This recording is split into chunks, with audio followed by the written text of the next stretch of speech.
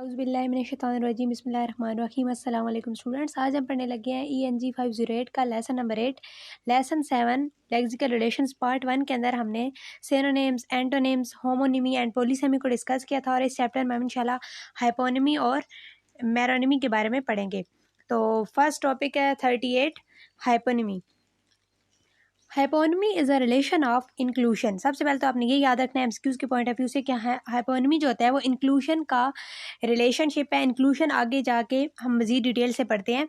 It includes the meaning of more general word, जैसे dog and cat are hyponym of animal, sister and mother are hyponyms of women.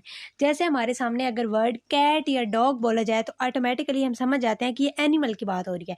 इसी तरह अगर कल मैंने आपको एक एग्जांपल दी थी कि मदर की बात हो रही थी, तो जब मदर का जिक्र करते हैं तो ऑटोमेटिकली हमें पता चल रहा होता है कि ये वुमेन का जिक्र हो रहा है, वुमेन की मीनिंग मदर में आ रहे होते हैं। इसी तरह जब हम डॉग की या कैट की बात कर रहे होते हैं तो उसमें एनिमल्स की मीनिंग आ रहे होते हैं। तो बेसिकली यही इंक्लूजन होती है, यानी एक वर्ड की मीनिंग किसी दूसरे वर्ड की मीनिंग के अंदर आ रहे हों। The more general term is called super ordinate. अच्छा, हाइपोनिमी के लिए जो मोर जनरल टर्म है ना वो है सुपर ऑर्डिनेट। तो ये आपने याद रखना है, एमसीक्यूज में आ सकता है। Much of the vocabulary is linked by such system of inclusion and the resulting semantic network from the hierarchical taxonomies. यानी यही वाले जो रिलेशनशिप्स होते हैं वर्ड्स के, इसी तरह वोकैबुलरी के अंदर हायरार्कीज बनती हैं, कैटेगरीज बनती हैं। When the meaning of the one form is included in the meaning of the another, the relationship is described as hyponymy. अच्छा, आपसे अगर हाइपोनिमी की डेफिनेशन पूछी जाए पेपर के अंदर तो आपने ये बतानी होगी, when the meaning of the one form is included in the meaning of the another, the relationship is described as hyponymy. Examples वही उन्होंने दी हुई है जो हमने पीछे डिस्कस किया है, यानी एनिमल्स के अंदर डॉग अगर हम बोलते हैं तो उसके अंदर एनिमल के मीनिंग्स भी पाए जाते हैं। पुडल डॉग, और कैरेट वेजिटेबल, रोज फ्लावर, यानी रोज है तो वो ज़रूरी है कि फ्लावर भी होगा, कैरेट है तो वो वेजिटेबल ही होगी। तो इसी तरह ये आपसे एमसीक्यूज में इस तरह से पूछा जा सकता है कि डॉग, पुडल या वेजिटेबल, कैरेट, फ्लावर, रोज, ये इनके दरमियान क्या रिलेशनशिप है। तो आपने वहाँ पे बताना होगा इनके दरमियान हाइपोनिमी का रिलेशनशिप है। यहाँ उन्होंने बताया है कि जो कॉन्सेप्ट ऑफ इंक्लूजन है इसका मतलब होता है कि किसी एक ऑब्जेक्ट के अंदर, किसी एक चीज़ के अंदर किसी दूसरी चीज़ की मीनिंग पाए गए हैं। ऊपर हमने जो पढ़ा है वही चीज़ है। आगे हमारे पास है जी meronymy. Meronym is a term use to describe the part whole relationship. ये वाला आपने याद रखना है, ये एमसीक्यूज में आ सकता है, या इसकी अगर डिफिनेशन पूछी जाए तो आपने बताना है कि ये पार्ट होल के रिलेशनशिप को डिस्क्राइब करने के लिए ये टर्म यूज होती है। We can identify this relationship by using sentence families like X is a part of Y और Y has X। जैसे यहाँ पर एग्जाम्पल भी दी हुई है, page is a part of book और बुक हैज़ अ पेजेस। तो इनके दरमियान एक रिलेशनशिप है ना पार्ट होल का। मेरोनिम वेरीज इन 3 फॉर्म्स। अब मेरोनिम्स जो होती हैं इनकी 3 कैटेगरीज होती हैं, इनकी 3 फॉर्म्स होती हैं। पहली में ये होता है कि जो पार्ट होता है वो होल के लिए नेसेसरी होता है, यानी पार्ट के बगैर होल नामुकम्मल है। जैसे knows is a part of face, तो नोज़ के बगैर जो हमारे फेस को फेस नहीं कहा जा सकता। नोज जो है ये इंपॉर्टेंट पार्ट है फेस का, फेस को फेस कहने के लिए। Others are usual but not obligatory. दूसरी फॉर्म ये है कि जिसमें जो पार्ट होता है वो यूजुअल तो होता है लेकिन ज़रूरी नहीं होता, यानी वो पार्ट अगर ना भी हो ना तो उसकी जो डेफिनेशन है उसमें कोई चेंजिंग नहीं आएगी। जैसे collar is a meronymy of shirt. अब कुछ ऐसी शर्ट्स भी होती हैं जो कॉलर के बगैर भी होती हैं लेकिन उनको फिर भी हम शर्ट ही कह रहे होते हैं।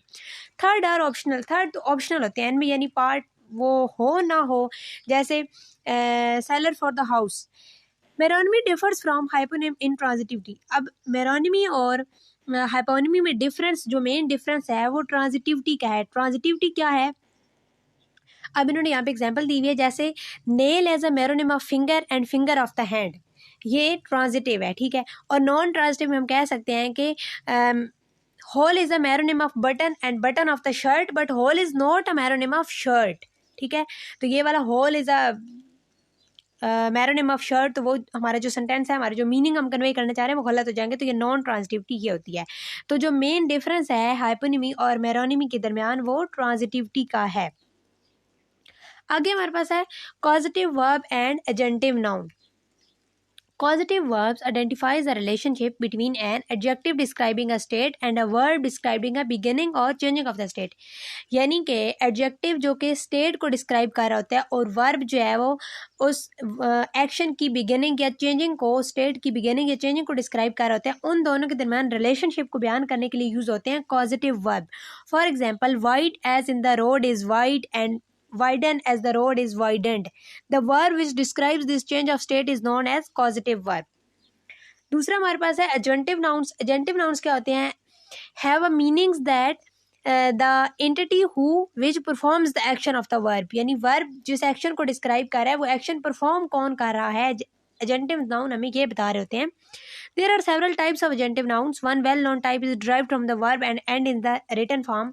यानी कि कुछ एजेंटिव नाउन की ना बहुत सारी टाइप्स होती हैं. कुछ जो होती हैं वो नाउन से शुरू होती हैं और एंड हो रही होती हैं ER पे या OR पे. जहाँ उन्होंने एग्जाम्पल दी है जैसे स्कायर, वॉकर, टोस्टर. कुछ ऐसे भी होते हैं जो कि ER पे या OR पे एंड नहीं हो रहे होते हैं, जैसे डिपेंड.